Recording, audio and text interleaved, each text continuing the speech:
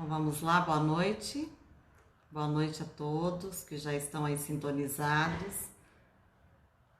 Vamos dar início mais uma vez aos nossos estudos, sempre lembrando, que nós estamos estudando as obras de Chico Xavier com o espírito André Luiz, aquele conjunto de obras intitulados A Vida no Mundo Espiritual. Então já estou aqui aguardando vocês entrarem para que a gente possa dar início a mais uma noite de aprendizado e de elevação espiritual, sobretudo, para que a gente possa realmente estar compartilhando o espaço onde os pensamentos serão edificantes, onde nós teremos equilíbrio. Então, gratidão a todos que já estão entrando aí. Já vão me falando como é que está o som, como é que está tudo, se está tudo em ordem. Então, deixa aí vendo. Renata, Angélica, Tereza, Cris Romanelli, Elô, Suzana que fez aniversário. Parabéns, Suzana. Dia de comemorar, Seu aniversário acho que foi ontem. Então, um abraço grande para você. Que Jesus te traga cada vez mais paz, mais sabedoria. E que seus dias na Terra sejam todos de grandiosos aprendizados e de crescimento espiritual. Gratidão por fazer parte da nossa vida também. Carla, boa noite. Márcio, Marta, Tatinha, Márcia. Muito bem. Inês, Gualande. Soraya, boa noite. Sinto uma saudade. Ju, boa noite. Silvia. Muito bem, Tânia. Que nós tenhamos um ótimo estudo mesmo, Tânia. Olha, Inês, saudade também. Que bom. Sueli, beijo no coração. Luzinete. Que Jesus, nos oriente, nos abençoe na noite de hoje. Então vamos elevar o pensamento. Fátima, eu estou morrendo de saudade de você, viu? Muita saudade mesmo. Vamos elevar o pensamento a Jesus. Hoje nós temos mais que nunca que agradecer, porque Matão, mais uma vez, foi agraciada com as bênçãos do alto, a chuva que proporciona um ar modificado, restaurado, umidade do ar. Gratidão, Jesus. Gratidão por nos propiciar tanto, nós que sabemos das nossas imperfeições, daquilo que causamos ao meio ambiente, talvez ainda pela infantilidade, pela imaturidade espiritual que possuímos. Mas nós agradecemos por tudo que somos, por tudo que temos, pelas bênçãos de estarmos experienciando na carne, despertando as nossas consciências para o espírito que somos no corpo em que habitamos. Hoje, terça-feira, 20 de outubro de 2020, vivemos tempos desafiadores, mas estamos aprendendo a valorização da vida na carne, sabendo que a vida é uma só, estando nela ou fora dela, vivemos, somos seres eternos. E a imortalidade da alma é o que nos faz crer que as nossas ações aqui nos levarão à paz, à volta para a verdadeira pátria ou ao desequilíbrio nessa volta. Por isso queremos fazer valer os nossos dias, as nossas horas, buscando edificar os nossos pensamentos, sintonizando a nossa bússola espiritual com Jesus, através dos mentores, dos benfeitores. Então que as águas e os alimentos dos nossos lares sejam fluidificados, que elas recebam, os alimentos também recebam, o lenitivo necessário para o refazimento de cada célula física e espiritual nossa. Que todos os nossos necessitados, os nossos doentes, e hoje em especial peço pela prima da Angélica, Débora Santos, que grávida já quase para ganhar o bebê, aconteceu a fatalidade e precisou então passar pelos processos de separação física em tenra idade da criança. Mas como nós sabemos, Senhor, que nada acontece por acaso, que em tudo há uma razão de ser, O que pedimos é a Maria de Nazaré, mãe de Jesus, para que envolva essa mãezinha que está com imensa dor, para que ela possa ser amparada, confortada, e que para que esse espírito que em pouco tempo já experienciou os laços espirituais com essa família, também seja amparado, seja recebido na sua volta, porque a experiência era esse o tempo necessário. Mas muitas vezes, por não entender quais são os desígnios de Deus, mas sobretudo as nossas escolhas e as nossas necessidades enquanto espírito, choramos, sofremos, e é por isso que pedimos conforto espiritual para essa mãe, para Débora Santos, como para todas as pessoas que de uma maneira ou outra vivem as dores da alma, as dores físicas, as doenças da alma, as doenças do corpo físico. Que todos sejam auxiliados nas suas necessidades, inclusive nós. Dai-nos discernimento, sabedoria, para que possamos, Senhor, cada vez mais ampliar a nossa consciência espiritual, entendendo que o reino de Deus está no coração e que as leis divinas habitam a nossa consciência. Que busquemos cada vez mais caminhar com Jesus. Pai nosso que estais nos céus, santificado seja o vosso nome. Venha a nós o vosso reino. Seja feita a vossa vontade, assim na terra como nos céus. O pão nosso de cada dia nos dai hoje. Perdoai as nossas ofensas, assim como nós perdoamos a quem nos tem ofendido. E não nos deixeis cair em tentação, mas livrai-nos de todo mal. Que assim seja, que assim seja. Bom, para quem nos acompanha e acompanha o estudo do livro Missionários da Luz, nós vimos que a nossa estadia terrena tem todo um propósito. E se nós temos condições e um pouquinho de entendimento dessa trajetória que a gente tem que passar e experienciar na carne, muitas vezes nós participamos do planejamento nosso de reencarnação. E assim foi com Segismundo. Precisou vir numa família em que ele assassinou um e levou a moça para o prostíbulo, para a prostituição. Então agora ele precisa vir como filho desse casal, Raquel e Avelino, para poder restaurar, e trabalhar o perdão, aquilo que lá outrora no passado foi feito como atrocidade. Hoje eles precisam vir como família sobre o mesmo teto para reparar erros de passado. Só que vocês lembram que esses que serão os pais, por terem lá no inconsciente guardadinho e esquecido no corpo físico a que se propuseram, agora não querem receber o Segismundo como filho. E Segismundo quer vir, pediu ajuda de Alexandre, e aí André Luiz foi ver como é que acontece o planejamento reencarnatório.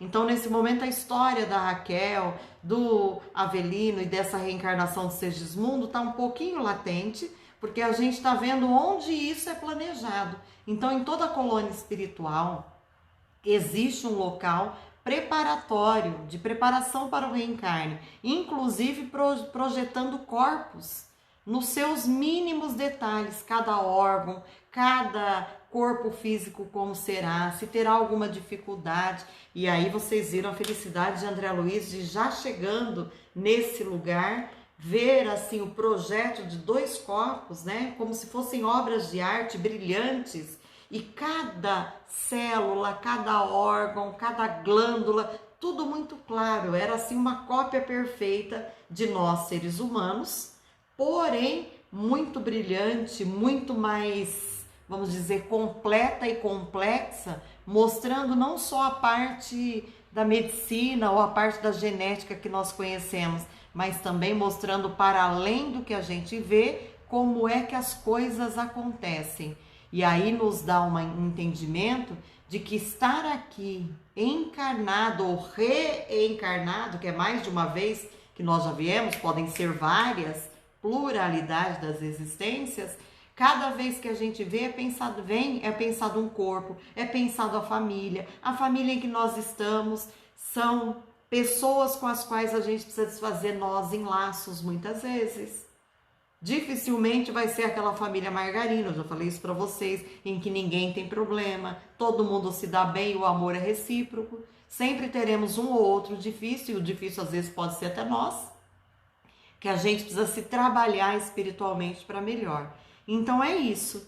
E falando sobre os projetos de reencarnação, então a André Luiz fala para Alexandre e pergunta para os demais aqui com quem ele conversa a questão do pai dele, que estava em zona inferior, pela vida terrena desajustada, desequilibrada em que vivia. O pai desencarnou e ficou no umbral.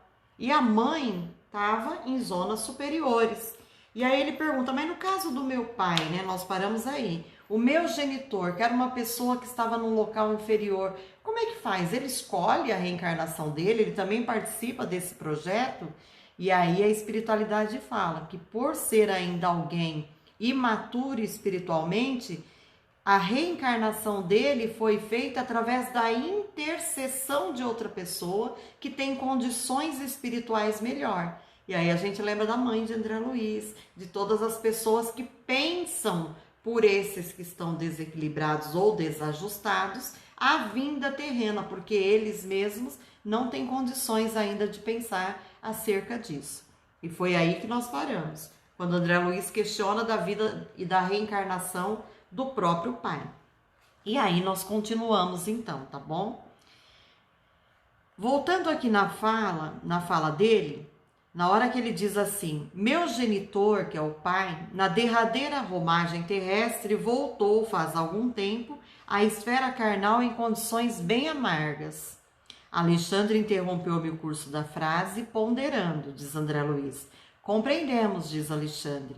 Se era ele criatura de razão esclarecida, embora não iluminada, permanecia após a morte em estado de queda. E não deve ter voltado à bendita oportunidade da escola física sem o trabalho intercessório e forte ajuda de corações bem amados de nosso plano.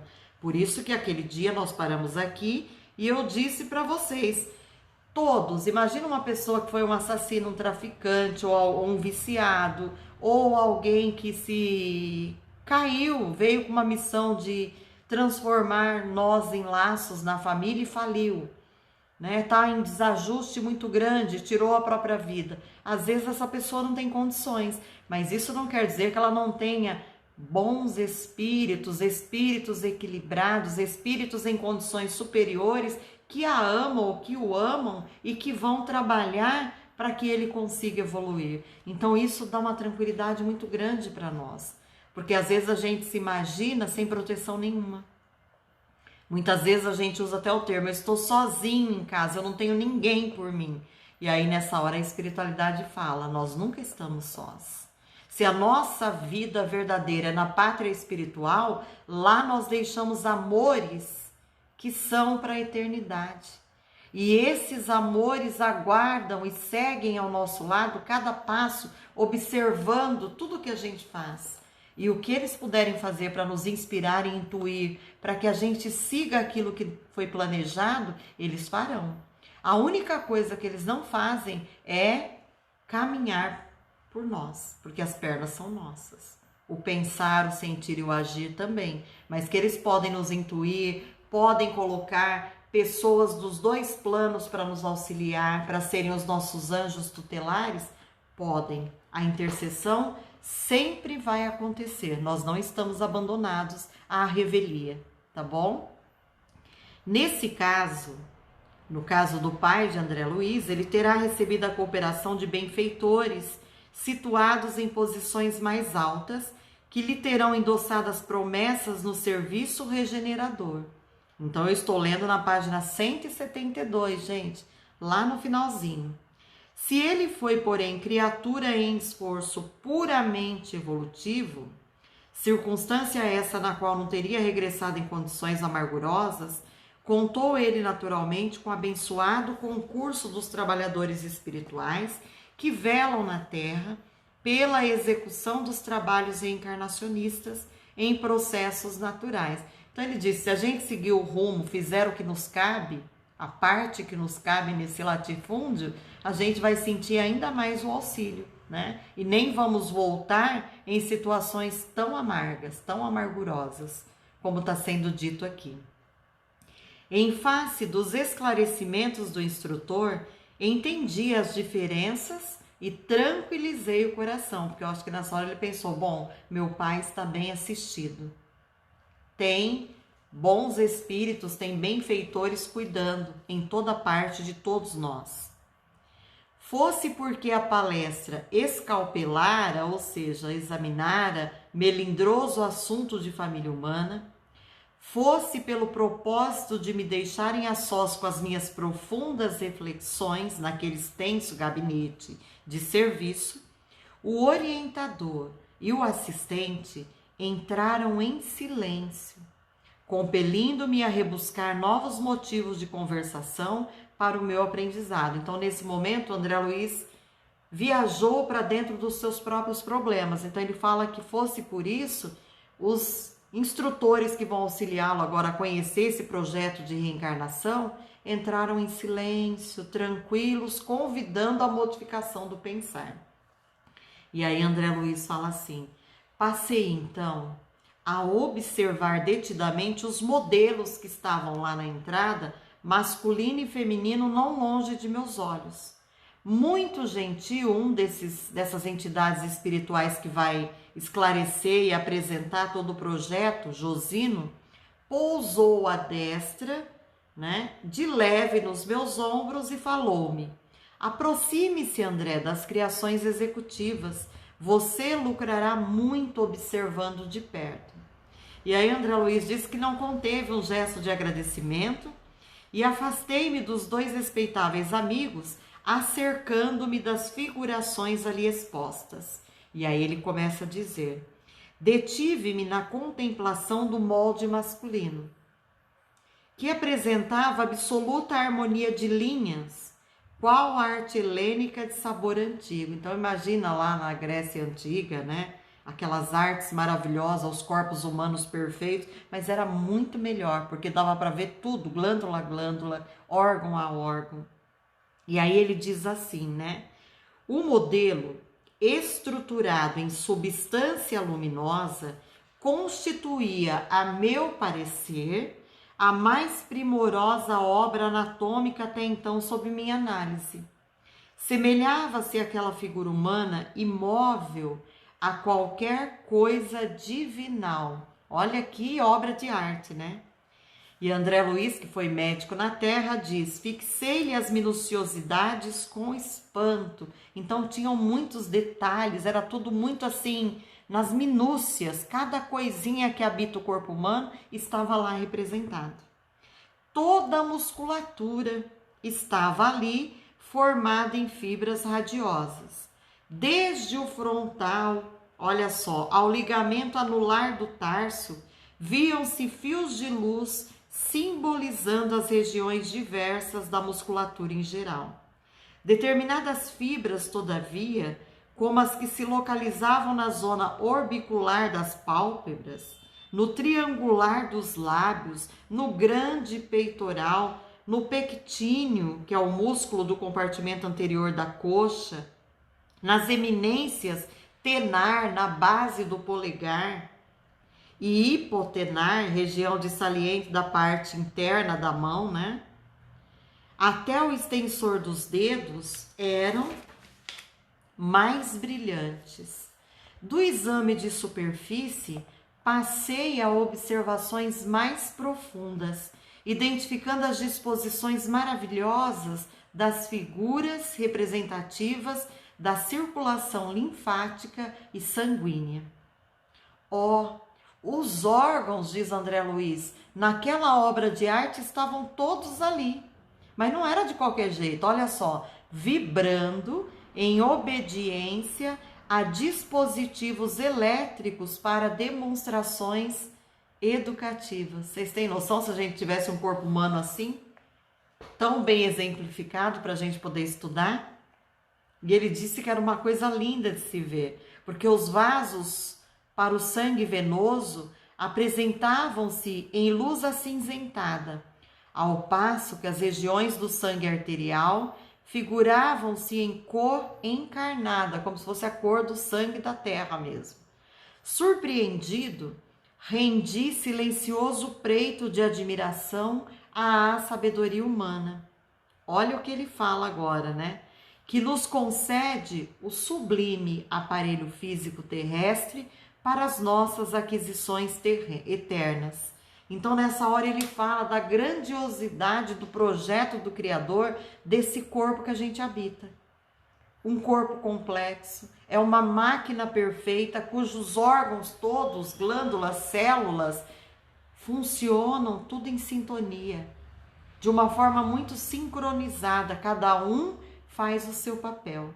E ele continua dizendo, olha, impressionava-me a composição perfeita dos vasos distribuídos em torno do tronco celíaco, né? Ramo colateral da aorta abdominal, à maneira de pequenos rios de luz, destacando-se em expressão a luminosidade das cavas superior e inferior, das jugulares externa e interna, das artérias e veias axilares da veia porta, das artérias esplênica e mesentérica superior, da aorta descendente, dos vasos ilíacos e dos gânglios da virilha. Então aqui ele está falando em coisas técnicas que um médico, que um conhecedor do corpo humano, né, vamos falar desde um biólogo que dá aula sobre isso, de um cientista, as pessoas que conhecem o corpo humano nas suas minúcias,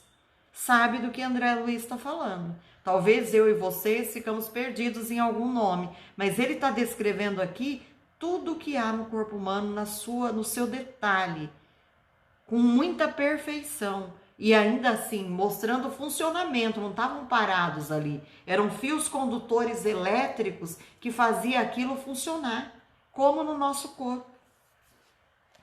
Cobrindo as maravilhas orgânicas, diz André Luiz, estava o sistema nervoso, semelhando-se à capa radiante estruturada em fios tenuíssimos de luz feérica. O que é luz feérica? É uma luz muito clara, muito ofuscante, como se fosse mágica, radiante. Imagina isso, hein? A região do cérebro parecia uma lâmpada em azul suavíssimo. Olha que interessante. Cuja luminosidade se ligava em sentido direto ao cerebelo. Então, as partes aqui do cérebro, né?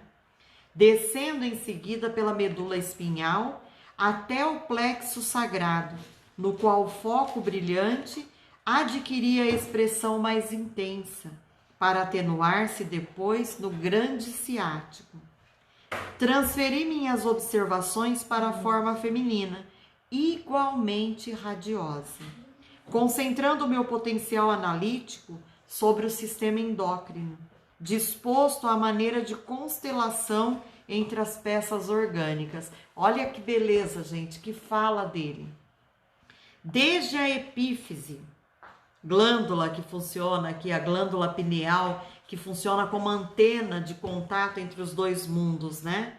Situada entre os hemisférios cerebrais até os núcleos procriadores, as glândulas pareciam formar belo sistema luminoso, semelhantes a pequenos astros de vida, congregados em sentido vertical, qual antena rútila cintilante, atraindo a luz procedente do mais alto.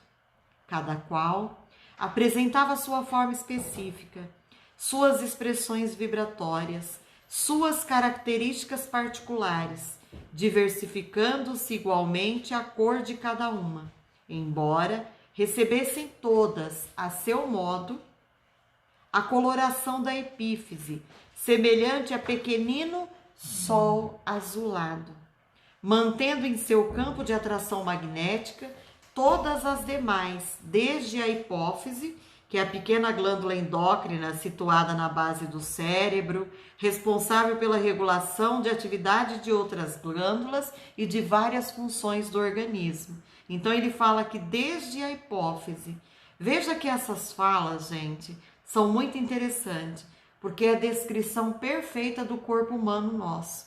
Desde a hipófise à região dos ovários, como nosso astro de vida, garantindo a coesão e o movimento da sua grande família de planetas e asteroides. Minha estupefação, né? Imagina, meu espanto não tinha limites. Imagina você estudar, quem faz medicina, quem estuda aqui na Terra, né? Poder estudar com esses modelos. Que aprendizado não seria, gente? Poder ver tudo. Por isso que eu falo que no plano espiritual, aquilo que aparece nos filmes já existe, ó. Imagina a pessoa deitar e você pegar e elevar o órgão, puxar através de uma tela e ver o órgão da pessoa. Como se fosse um raio-x que fosse projetado ali em 3D, 4D. Olha que interessante. Você poder ver cada parte do corpo sem abrir a pessoa, já fazer uma análise. Não precisar entrar naquele túnel terrível para fazer uma tomografia, um exame, né? Que algumas pessoas até passam mal. Já deitar e ali ser visto, ser escaneado mesmo. E aí já aparece o corpo da pessoa ali no telão. É mais ou menos isso que acontece. Agora imagina você ver esses projéteis de tamanha perfeição e claridade. Por isso que ele fala que realmente, né, ele ficou de boca aberta, não tinha limites o espanto de ver tudo aquilo. E ele diz assim: é forçoso confessar, porém, que minha surpresa se distendia muito mais ao fixar os eflúvios. E quando ele fala eflúvios, ele fala de uma emanação sutil que desprende desses corpos, como se os corpos soltassem uma vibração leve, uma energia diferente, sabe? Então ele fala que tinha que confessar a surpresa de perceber os eflúvios brilhantes que saíam dos centros genitais, que emanavam dos centros genitais, os órgãos de reprodução. Olha só, semelhando-se em conjunto a minúsculo santuário cheio de luz. Grifa isso quem tem o livro. Dizendo para nós que a área genital, a área onde está ligada ao sexo, ali funciona, gente, como um minúsculo santuário cheio de luz. Mostrando para nós a importância do sexo, não como perversão ou perdição, mas como um local que propicia, né? A área genital propicia que nós estejamos utilizando essa máquina perfeita que é o corpo humano. Então veja que interessante. Então é muito interessante. Acho que a Ana está falando do exame, né, Ana? De fazer uma tomografia, é isso? Que é um horror? A pessoa se sente sufocada, é isso? E deve ser mesmo, né? Porque muita gente reclama. Então, olha que interessante ele falar isso para nós. E ele continua, olha só. Quando ele fala desse local, nós vemos aqui algo interessante. Como eu dirigisse ao meu instrutor um olhar de indagação, seus esclarecimentos não se fizeram esperar. Então, olha agora o que Alexandre fala sobre a área genital, tá? Na terra, que é na crosta, disse-me Alexandre, sorrindo após reaproximar-se de mim, em sentido geral, ainda existe muita ignorância acerca da missão divina do sexo. Olha só o que é o sexo. A missão divina do sexo. Para nós, espíritos, porém, que desejamos valorizar as experiências, a paternidade e a maternidade terrestres são sagradas. A faculdade criadora é também divindade do homem. Essa frase eu acho linda. Quando eu li a primeira vez, me marcou muito. Porque nós somos, vocês devem lembrar que eu já falei várias vezes, qual o objetivo da reencarnação dos espíritos. Por que nós estamos aqui no corpo? Se a gente sabe que mais cedo ou mais tarde nós vamos deixar ele. Por que a gente está aqui?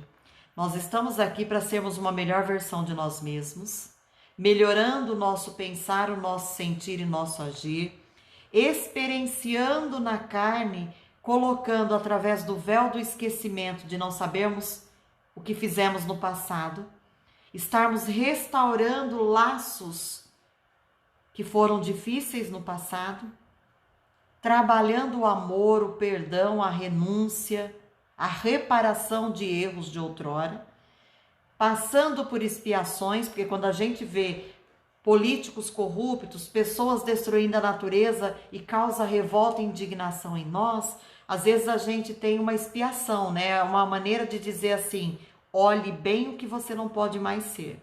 Se um dia você foi assim, hoje você está melhor porque você se indigna, você se revolta muitas vezes, mas não deixe que isso vire uma guerra, que isso vire alguém querendo fazer justiça com as próprias mãos, porque tudo está nas mãos de Deus e o Pai não nos abandona. As leis divinas regem e Jesus está no leme do nosso barco. Então é isso que está sendo dito. E realmente, Elisa, a nossa missão é nos tornarmos melhores, amando, perdoando, compreendendo as dificuldades da vida, passando pela dor com maestria, porque a dor é aprendizado. Não somos só nós que sofremos, então uma das ideias que a gente tem que ter, todos, ricos ou pobres, morando numa cabana ou numa mansão, seremos um dia atormentados pelas tempestades da vida. E se a gente tiver Jesus conosco, fica muito mais fácil, porque por mais que soframos, a gente se recupera. A gente cai, mas a gente levanta. Porque Jesus está sempre nos estendendo a mão. Mas a ignorância do que somos e o que aqui estamos fazendo, muitas vezes a gente se revolta. Porque nós achamos que o mundo inteiro pode cair ao nosso redor, mas a gente tem que ser o privilegiado e o eleito. E não existe eleito para um Pai que é todo justiça. Todos somos e todos receberemos da mesma maneira o auxílio. E é isso que está sendo dito aqui, né? Então, se nós, além de passar por provas e expiações, está lá no livro dos Espíritos, nós somos também co-criadores com Deus, nós também criamos. Uma das coisas que a gente propicia é através da área genital, através do sexo, nós propiciamos um corpinho para que o espírito venha. Então a matéria, a criação da matéria tem a nossa contribuição. Por isso que a espiritualidade fala que a faculdade criadora é também divindade do homem, porque nós participamos. O útero maternal significa para nós outros, para os espíritos que querem reencarnar, a porta bendita para a redenção, porque é só aqui na carne que a gente experiencia aquilo que nós precisamos aprender. A Terra é uma escola. E uma escola onde a gente busca aprender, faz prova diariamente e busca, sabendo que vai voltar com uma bagagem muito melhor do que nós chegamos aqui. E é isso que está sendo dito, né? Para grande número de pessoas na esfera do globo, aqui na Terra, a visão celestial é símbolo de repouso e alegria sem fim. Por isso que a pessoa fala, né? Ai, morreu, descansou. A pessoa foi terrível. Morreu, virou santo. O que a espiritualidade está dizendo aqui? Para algumas pessoas que estão aqui na Terra, a visão de estar lá em condições melhores no plano espiritual é símbolo de repouso e alegria sem fim. Está sentado ao lado de Deus Pai Todo-Poderoso, donde há de vir e julgar. Não é assim. Jesus falou e a gente não escutou. O que Jesus falou para nós quando estava aqui? Meu Pai trabalha até hoje e eu trabalho também. O que Jesus está querendo falar? Não tem ninguém sentado ouvindo o anjo tocar e comendo uva, não. Ninguém está sentadinho lá, está todo mundo trabalhando. O Pai continua criando e trabalhando. Eu continuo trabalhando. Jesus, nós vamos ficar de braço cruzado, descansando? É isso que ele está querendo dizer aqui. Então essa visão, gente, para muitos de nós, a visão terrestre significa trabalho edificante e salutar. Então se ele fala, se do outro lado, no plano espiritual, o próprio Jesus continua trabalhando e o Criador, o nosso Pai, continua, aqui na Terra é o nosso principal trabalho, porque é aqui que nós pedimos para estar, para nos tornarmos seres espirituais melhores, para progredirmos ou evoluirmos, para nos autoaperfeiçoarmos, nos autoiluminarmos e, como eu sempre falo, para nos tornarmos uma melhor versão, não é de Jesus, não é de Maria, não é do Chico Xavier, não, uma melhor versão de nós mesmos. Se ontem eu era dessa maneira, hoje eu tenho que me permitir ser melhor, seguindo os ensinamentos do Cristo, mas ser o Cristo nós não vamos ser. Ninguém vai ser o outro, você é você. E nessa encarnação cada um tem um nome especial e uma história. Cada um tem o próprio caminhar e o livre-arbítrio para escolher a sementeira, sabendo que a colheita é obrigatória. O que você semeia, você vai ter que colher. Então é aquela história, né? Semeia raio, não quer colher tempestade? Então a gente tem que entender isso, né? Não alcançaremos, porém, a terra prometida do serviço redentor sem o concurso das forças associadas do homem e da mulher. Então não importa os padrões familiares hoje, ainda precisamos do homem e da mulher para termos um corpo físico. E só aí está uma bênção muito grande, uma gratidão. Por isso que eu falei em outras aulas, volto a falar hoje. Se alguém que está nos ouvindo ou vai nos ouvir, porque a gente acaba compartilhando depois, e a pessoa diz assim: eu odeio a minha mãe porque ela me abandonou, ela não me deu o amor que deveria, ela isso, ela aquilo, meu pai isso, meu pai aquilo. Só deles nos propiciarem um corpo material de carne e osso perfeito, para estarmos aqui na Terra, para fazermos a nossa jornada na direção do Criador, eles já fizeram e já cumpriram a sua missão. Já cumpriram a sua missão. Então veja isso, o quanto é importante a gente entender. A partir daí, o que a gente ganhar deles é lucro. Mas só de termos um corpo físico que tem uma pleiade de espíritos desesperados, 10 vezes mais do que esses que habitam a Terra, esperando uma oportunidade e não conseguem, se nós temos essa oportunidade, nós temos que agradecer. Isso é o principal. E se meu pai e minha mãe não foram aqueles que eu sonho, com a família que eu vejo no outro, já paramos para pensar que nós não estamos aqui pela primeira vez e como Segismundo, podemos nós termos feito para esses espíritos algo muito dolorido, doloroso, que eles guardam no inconsciente mágoas e que talvez não conseguiram superar nessa encarnação, se propuseram vir como nossos pais para aprender a nos amar, porque viemos como seres indefesos, crianças, mas naquele corpinho frágil de criança tem o espírito que somos, naquele corpinho que habitamos. E o inconsciente desses pais pode ter despertado para a raiva, para algumas lembranças que os fizeram se afastar. Mas não importa, onde você está com aqueles que foi chamado a crescer, é com esses que você deve viver. E ser grato pelo corpo que possui. Então eu não posso deixar de falar isso. Porque a espiritualidade fala que esse olhar de vitimização que a gente muitas vezes faz, amaldiçoando, reclamando e deixando de evoluir porque acha que isso é suficiente para a gente dizer eu sou assim por causa disso, a espiritualidade fala que não é motivo. Se fosse motivo, Jesus não investiria em nós há mais de 2000 anos, tendo passado tudo o que ele passou por nossa conta, por nossa ignorância. Jesus teria abandonado Pedro, que o negou 3 vezes antes que o galo cantasse. Teria abandonado Paulo, que era Saulo, e que perseguiu os cristãos e fez grandes atrocidades, mas na hora que ele perguntou: Saulo, Saulo, por que me persegues? E a luminosidade do Cristo cegou Saulo, e ele se torna Paulo e imediatamente pergunta para Jesus: que queres tu que eu faça? Pedro, tu me amas?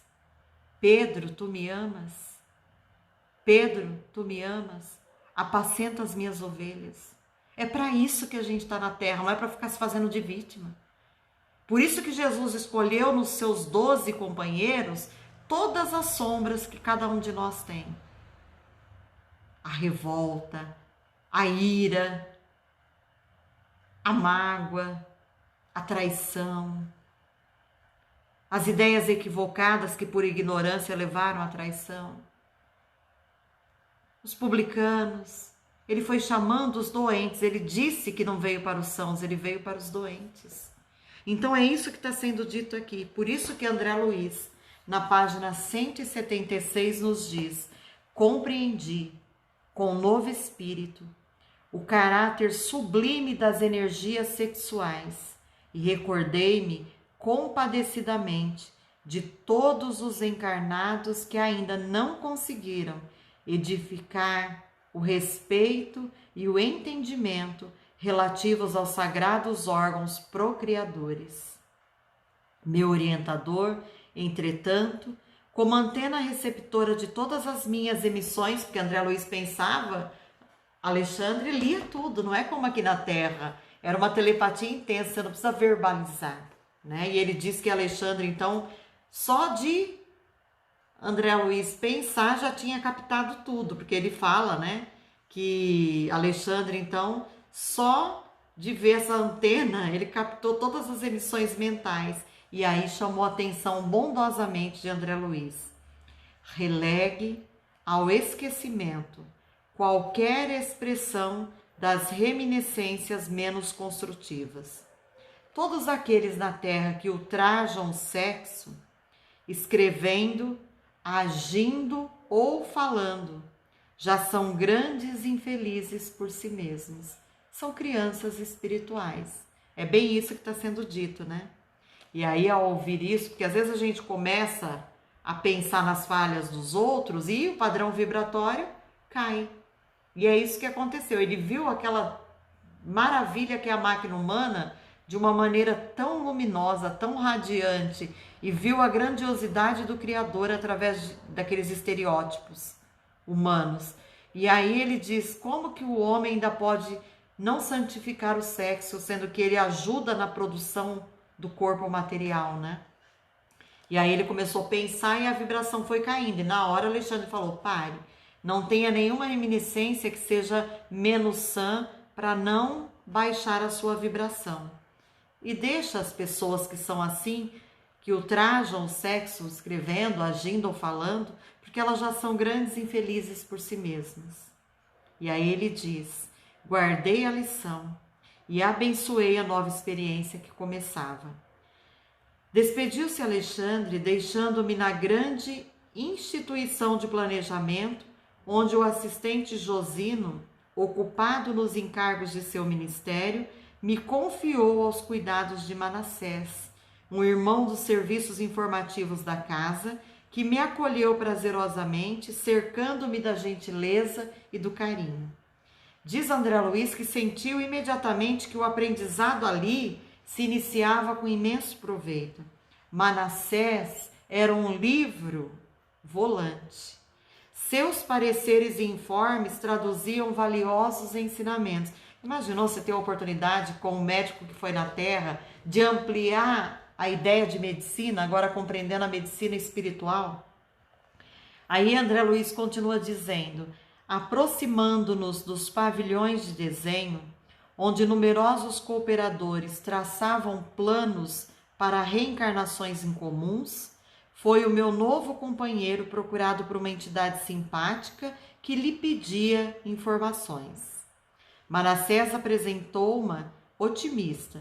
Tratava-se de uma colega que, depois de 15 anos de trabalho nas atividades de auxílio, iria reencarnar, regressaria à esfera carnal para a liquidação de determinadas contas. Então, se trabalha muito no plano espiritual se tiver condições. E ela, depois de 15 anos trabalhando no plano espiritual, vai voltar para a Terra com um novo corpinho, com um novo nome, com uma nova história. Para quê? Para a liquidação de determinadas contas. Então, vai acertar coisas que foram equivocadas no passado. Veja, o recém-chegado parecia hesitante.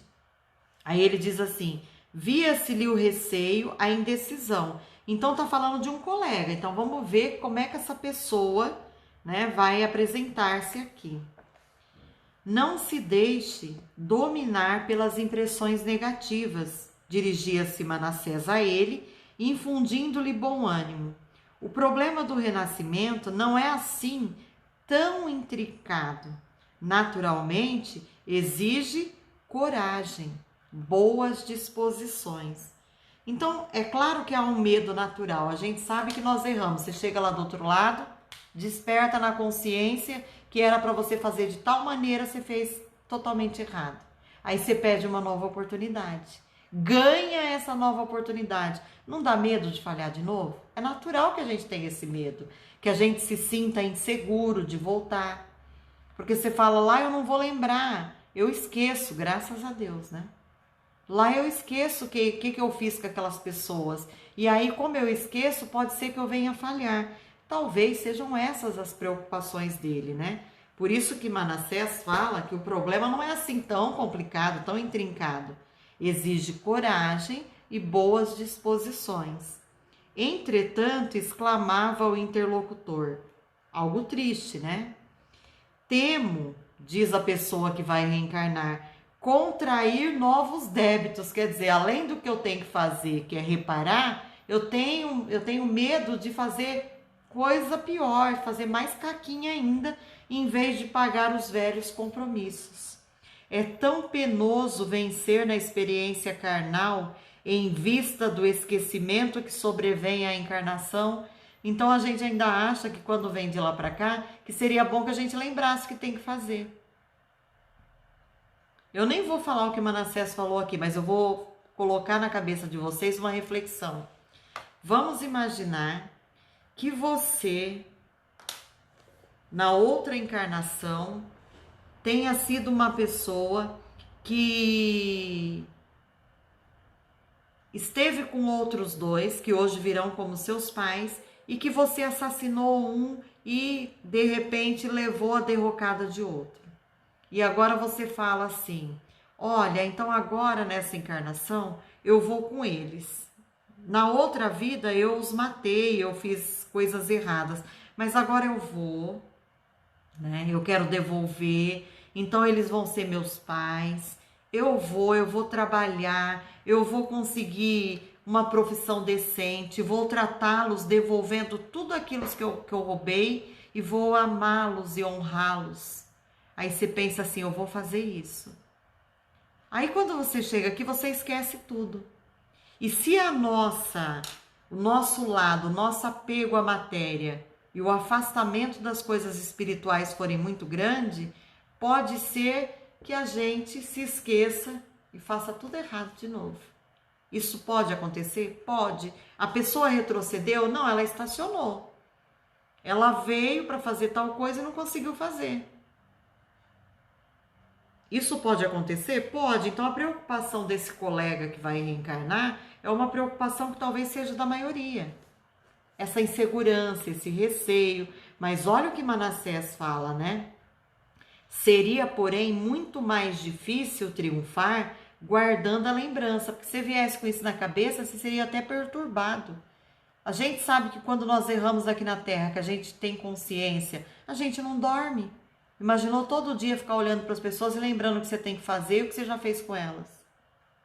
Prosseguindo sorridente, Manassés acrescentou: se tivéssemos grandes virtudes e belas realizações, não precisaríamos recapitular as lições já vividas da carne. Ou seja, se a gente tivesse entendido, não precisava voltar e refazer. Aquilo que se aprende não se esquece, não é? É igual andar de bicicleta, dirigir um carro.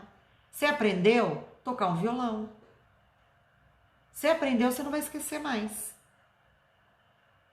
E se apenas possuíssemos chagas e desvios para rememorar, abençoemos o esquecimento que o Senhor nos concede em caráter temporário.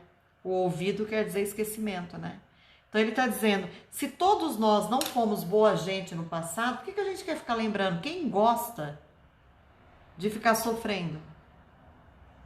Não é?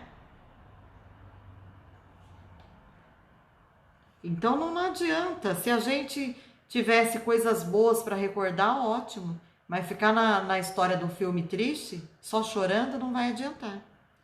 Esforçou-se o outro para esboçar um sorriso e objetou: conheço-lhe, Manassés, o otimismo. Quisera ser igualmente assim. Voltarei confiante no concurso fraterno de vocês. Então ele diz assim: tá bom, eu vou, mas eu vou confiante que vocês não vão me abandonar daqui, hein? Vocês ficam de olho em mim, me deem o alicerce que eu preciso. E modificando o tom de voz, perguntou: pode informar se o meu modelo está pronto? Olha a pergunta do espírito agora. Pode informar se o meu modelo está pronto? Que modelo é esse? Vamos entender. Manassés responde bem disposto: creio que poderá procurá-lo amanhã. Já fui observar o gráfico inicial e dou-lhe parabéns por haver aceitado a sugestão amorosa dos amigos bem orientados sobre o defeito da perna. Olha lá, gente. Então, eles fizeram já um rascunho desse corpo físico que ele vai ter. Um modelo gráfico. E por erros de passado, seria por bem, diz os amigos espirituais que estão preparando a reencarnação dele, que ele tivesse um defeito na perna. E aí a própria espiritualidade aqui, que é o Manassés, diz que fica muito feliz e dá os parabéns por ele ter aceitado esse defeito. Veja que a espiritualidade pensa até nas coisas que vão nos acontecer. Então é muito interessante, eu falei na aula passada, se a gente tem um problema, ou viemos à Terra com um determinado problema, muitas vezes esse problema seria uma maneira da gente não se perder, de se manter no caminho reto com Jesus. Nada nos acontece por acaso, nenhum problema físico, hein? Veja isso. E aí ele continua dizendo assim, olha, certamente lutará você com grandes dificuldades nos princípios dessa nova reencarnação ou dessa nova luta, mas essa resolução de ir com um problema na perna lhe fará grande bem. Então a espiritualidade pensa até nisso. Tal coisa vai te ajudar melhor. E às vezes a gente reclama quando chega aqui, né?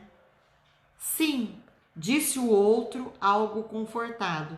Preciso defender-me contra certas tentações de minha natureza inferior, e a perna doente me auxiliará, ministrando-me boas preocupações. Ser-me-á um antídoto à vaidade, uma sentinela contra a devastação do amor próprio excessivo. Provavelmente essa pessoa foi aquele narciso, né? Aquela pessoa que acha feio o que não é espelho, que tinha grande vaidade. Então, de repente, isso faça com que ele não se perca. Porque ele já disse aqui, ó, um antídoto à vaidade. Quantas pessoas hoje não estão se perdendo nesse campo, né? Muito bem, respondeu Manassés, francamente otimista. Aí essa entidade, né, esse colega continua perguntando, e pode informar-me ainda a média de tempo conferida à minha forma física futura? Ou seja, esse corpinho que eu vou ganhar, quanto tempo eu vou usar ele? Quanto tempo eu vou ficar nele?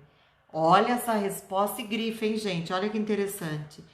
Manassés responde, 70 anos no mínimo. Contente, ele fala isso. O outro fixou uma expressão de reconhecimento enquanto Manassés continuou. Pondere a graça recebida, Silvério. Agora deu o nome da pessoa que vai reencarnar, chama Silvério. E depois de tomar-lhe a posse no plano físico, não volte aqui antes dos 70. Trate de aproveitar a oportunidade. Todos os seus amigos esperem que você volte mais tarde à nossa colônia na gloriosa condição de um completista. Grifa isso aí, quem tem o livro e quem não tem, anota. Sabe o que é um completista? Todos nós saímos do plano espiritual com um estoque de fluido vital. Fluido vital é a preparação para esse corpo aguentar até tanto tempo. Ele pode aguentar algumas horas, alguns meses, poucos anos, ou ele pode aguentar muitos anos, mas ele tem que aguentar aquele tempo. E não é fácil ser completista. Por que que não é fácil? Diz a espiritualidade que a maioria chega lá antes do tempo. E aí fica perturbado na própria terra, esperando dar o tempo que era para dar. Por quê? Se a pessoa fuma excessivamente, ela destrói essa máquina que foi preparada para viver até os 70. Se ela bebe excessivamente, ela destrói essa máquina que foi preparada para viver até os 70. Se ela guarda mágoa excessivamente, ela destrói esse corpo. Aumenta a pressão, baixa a pressão, problema endócrino, N fatores a gente causa no corpo físico. Se ela se suicida, ela destrói a matéria que era para aguentar até os 70 anos, mas ela vai embora para o plano espiritual?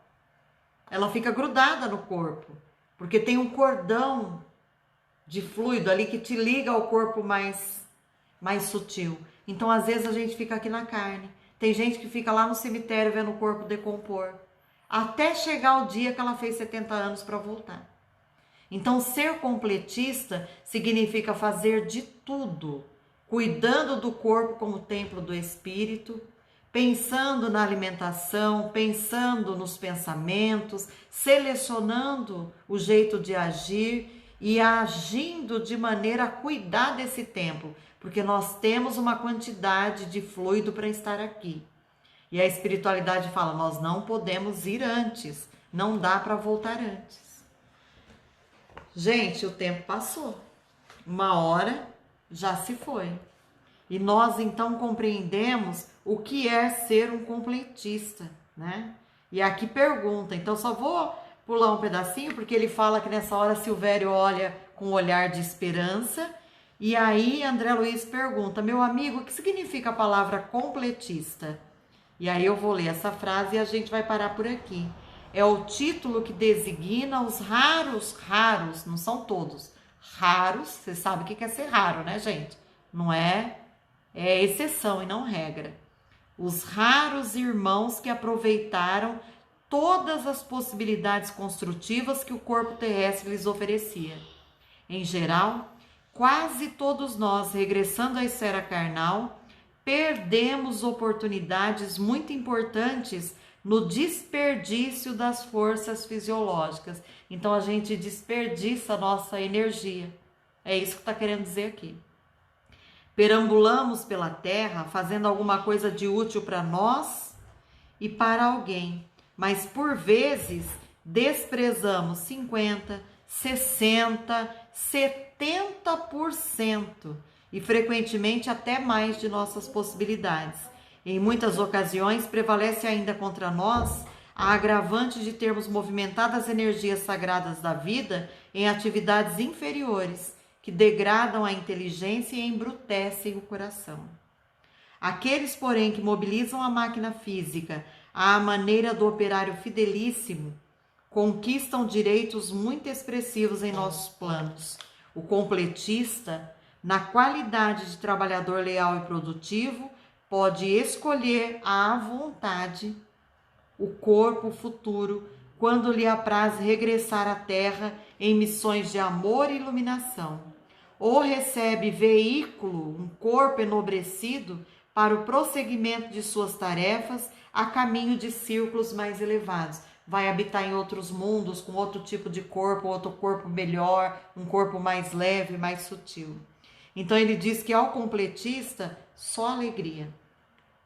Até a nossa chance de escolher a próxima encarnação, o próximo corpo e tudo mais. Então, gente, veja, todos os dias nós temos que ter gratidão a Deus. Se temos limitações que às vezes acontecem e a gente não entende, mas tem que acontecer, mas outras somos nós que causamos e essas nós somos responsáveis. Então, diminuir bebida, alimentação em excesso, os vícios. E vícios, eu não estou falando só o que entra pela boca, o que sai também. Parar de falar mal da vida alheia. A maledicência acaba com a nossa energia, com a nossa organização física. Então, se há alguém que nós podemos julgar, somos nós mesmos. Fazer uma leitura do mundo íntimo que nós representamos, entendendo com a vida que nós estamos levando e cuidando do nosso jeito de pensar, sentir e agir, do nosso jeito de viver. Só assim valerá a pena passar sobre a terra. Uma coisa eu digo para vocês para finalizar: não é fácil para ninguém. É um desafio. Estar na carne é um desafio muito grande. Se nós tivéssemos plena consciência de que nós aqui estamos de passagem, mas consciência mesmo, não é de falar da boca para fora, talvez seria mais fácil a gente compreender que cada vez que abrimos os olhos na carne, é um dia da gente fazer a diferença. Fazer a diferença para nós e com aqueles que conosco caminham. Aí a gente não vai perder tempo, porque o tempo passa rápido demais. Quem não se lembra dos seus 18, dos seus 15, dos seus 8 anos? Quem não lembra do pai que a gente ama e que muitos já voltaram para a pátria espiritual? Então, se os nossos amores se vão, um dia nós iremos também. E se a gente quer reencontrá-los, temos que fazer jus à história que estamos vivendo. Porque às vezes, alguns vão estar cuidando de nós já, porque tem condições para isso. Mas outros, muitos outros, estão à espera de amores que voltem para poder estender a mão. E eu acho que a gente tem que fazer o possível para voltar como completista e voltar com condição de ser aquele que auxilia e não que dá trabalho. Então eu creio que esse é o melhor aprendizado de tudo. Estar na carne sem ser da carne, estar no mundo sem ser do mundo, entendendo que esse veículo é um presente divino, que os nossos pais também contribuíram e nos propiciaram estar aqui.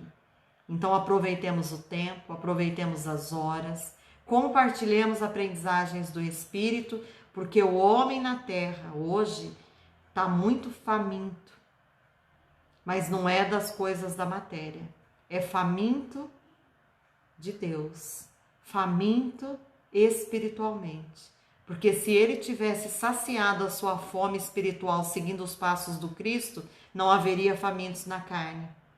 Porque o pouco com Deus é muito e o muito sem Deus é nada, não é? Um beijo no coração. Aqueles que quiserem, compartilhem com alguém, porque o importante é a gente saber que muitos são os necessitados e poucos os que auxiliam, que estendem a mão. Então, onde a gente puder chegar com uma mensagem falando de Jesus e falando daquilo que nós verdadeiramente somos, nós temos que fazer. Gratidão. Beijo no coração de todo mundo. Até a terça-feira que vem. E prossigamos firmes e compreendendo que aqui nós estamos para ser uma melhor versão de nós mesmos. Um beijo no coração. Beijo mesmo. Beijo em cada um. E que Jesus nos fortaleça naquilo que a gente tem que passar.